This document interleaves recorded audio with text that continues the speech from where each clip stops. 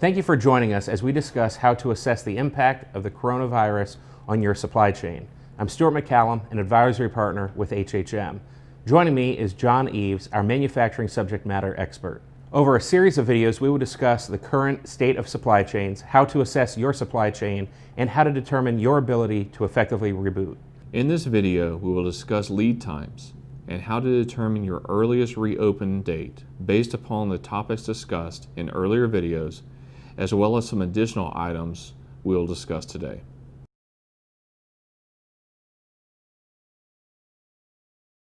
Whether you are a large multinational or a small batch manufacturer, lead times matter.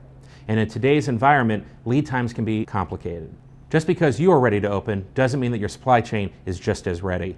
We talked in our supply chain assessment video about the importance of identifying which suppliers can effectively execute your orders and needs in a timely manner. This is only one piece of your puzzle. Now we need to understand how quickly inputs can start hitting your shipping docks. During normal times, supply chains are kind of like your kitchen faucet. You turn the handle and water comes out immediately.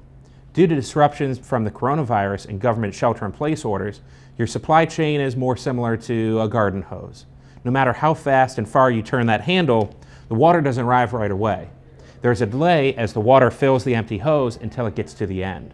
An order that used to take 1 week to turn around might temporarily be 3 weeks or even 6. If your Tier 3 supplier has a 5-day wait from Tier 4, and Tier 2 has a delay of 4 days, and Tier 1 has a delay of 4 days, then you are already looking at nearly 2 weeks before your standard order even hits the docks.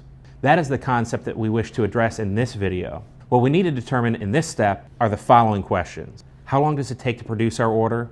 When will they get our order? And how long does it take to ship? We should ask this for Tier 1, 2, 3, and all the way through the supply chain.